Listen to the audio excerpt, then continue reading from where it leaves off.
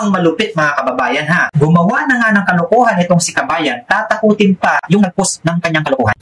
Kumakalat ngayon ang video ng isang OFW na nag-ala customer sa isang tindahan ng mga gintong alahas sa Hong Kong. Sa kagustuhan nitong magkaroon ng alahas, tinago ang kanyang hinawakan, kung saan sa pool sa CCTV ang pagnakaw nito ng alahas na nagkakahalaga ng 9,000 Hong Kong dollar. Kung sa piso, aabot ng 66,000 pesos ang presyo ng isang alahas na kinuha nitong ating kabayan. Sa harapan pa mismo ng sales lady, dinikwat ang alahas na tila para lang itong kumuha ng candy sa bilis ng kamay. Narito ang video na kalat at mainit na pinag-uusapan ngayon sa social media na nagpaliit ng mundo nitong ating kabayan. Ito yung video mga kababayan. Panoorin nyo kung gaano kabilis itong kamay ni kabayan. Kunwari tinitingnan niya yung alahas. Tingnan nyo mga kabayan, nilagay niya sa kanyang kamay. Panoorin natin ulit. Tingnan nyo kung gaano ito kagaling magnakaw para lang itong kumuha ng candy sa harapan pa mismo ng sales lady. Kita nyo mga kabayan, ang galing niya magnakaw, di ba? Habang busy yung sales lady, siya naman ay nakadikwat na. Di man niya lang naisip na may mga CCTV na ngayon. Kita nyo yung isang kamay niya, hawak-hawak niya na yung alahas na ninakaw niya. Tapos kung wari, namimili na naman ulit siya.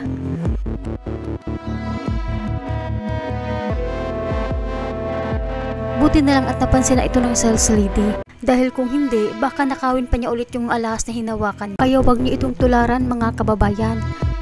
Dahil iba na ang panahon natin ngayon, may mga CCTV na nakatago.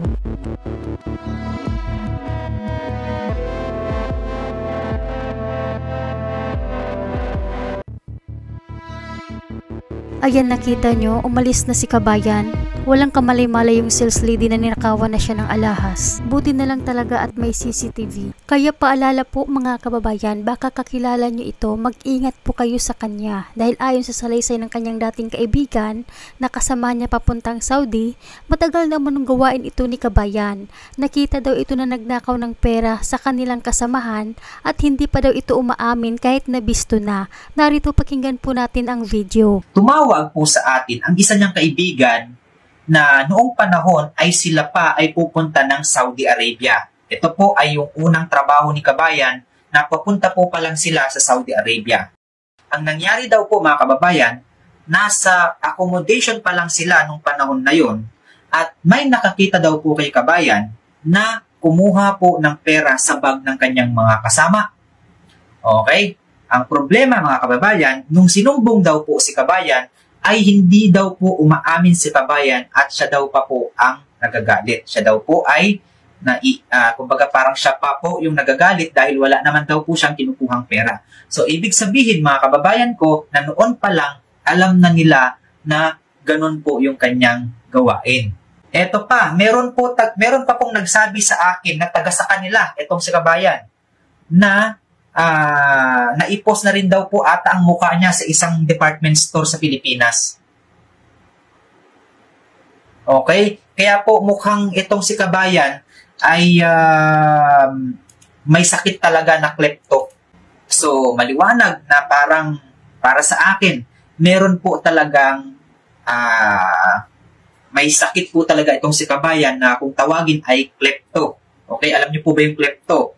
Isang sakit po yun mga kababayan na kung saan, na kung meron kang isang gustong bagay na talagang gusto mo, kukunin at kukunin mo whatever it takes. Ang problema ho, isa po itong kahihiyan. At ang problema kapag ikaw ay nasa ibang bansa at nahuli ka na kumukuha ng gamit na hindi sa'yo, may kalalagyan ka talaga. At ito nga po palang usapan nila. Tinawagan po ng may-ari ng Chesa si kabayan. Okay, ang sabi daw po, within this day, kapag hindi mo nabayaran ang perang, ang ginto na yan, bahala na ang pulis sa'yo. Yun pala ang naging usapan nila. So, kumbaga, pinagbigyan pa si kabayan, pinagbigyan pa ng may-ari ng Chesa si kabayan para bayaran yung kinuha niyang ginto sa jewelry shop. Pero ang ginawa po ay binlock po ni Kabayan ang may-ari ng Chesa. Ngayon, yung mga basher dyan, na nagagalit dahil na ipopost yung mga magnanakaw, yung mga mandurukot, wag ho kayong magalit. Ha? Bakit kayo nagagalit na naipopost itong mga lintiang mga salot? Ha?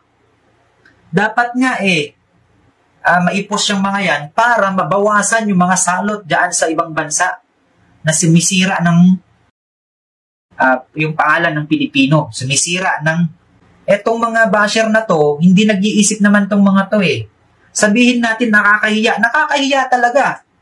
Alam nila ang consequences na maaari mangyari dahil sa ginagawa nilang kalokohan. Yan ang tandaan ninyo. Okay? Ngayon, kung sino pa yung nagnakaw, kung sino pa yung nandurukot, sila pa yung nagagalit dahil na-ipost sila. Dapat, bago mo ginawang pagnanakaw na yan, bago mo ginawa yung pandurukot na yan, dapat iniisip mo muna yung magiging consequences ng ginagawa mo.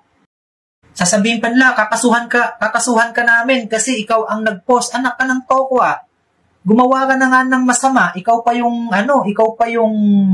magagalit dyan. Ikaw pa yung parang mag-astang napakaganda ng ginagawa mo. Ito naman si Jasmine Valdez. Bakit ikaw po ang parang apektado? Hayaan na lang ang may-ari ang magbigay ng parusa. Ikaw po ba ang ninakawan? Etong mga utak na mga ganito, ito yung masasabi nating hindi nag-iisip. Okay? Tandaan mo, apektado ako. Apektado ang mga kapwa ko Pilipino dahil isipin mo, pag na-inews yan, Pilipino, magnanakaw. Siyempre, sinong madadamay? Mga Pilipino na naman. Imbis na yung mga gumagawa ng tama, imbis na yung mga walang ginagawang masama, nadadamay na naman dahil Pilipino. Tandaan po ninyo ambassador kayo ng bansang Pilipinas. Ambassador kayo. Isipin nyo yung mga ibang amo, minsan dinedegrade na nga ang mga Pilipino dahil sa kagagawan ng iba na kalokohan. Ito hindi nag-iisip to Natural, apektado ako, Pilipino ako Ngayon sasabihin niya, ikaw po bang ninakawan? Paano pag ikaw ang ninakawan? Jasmine Valdez. Paano pag ikaw ang ninakawan? Ito ay magiging awareness sa lahat.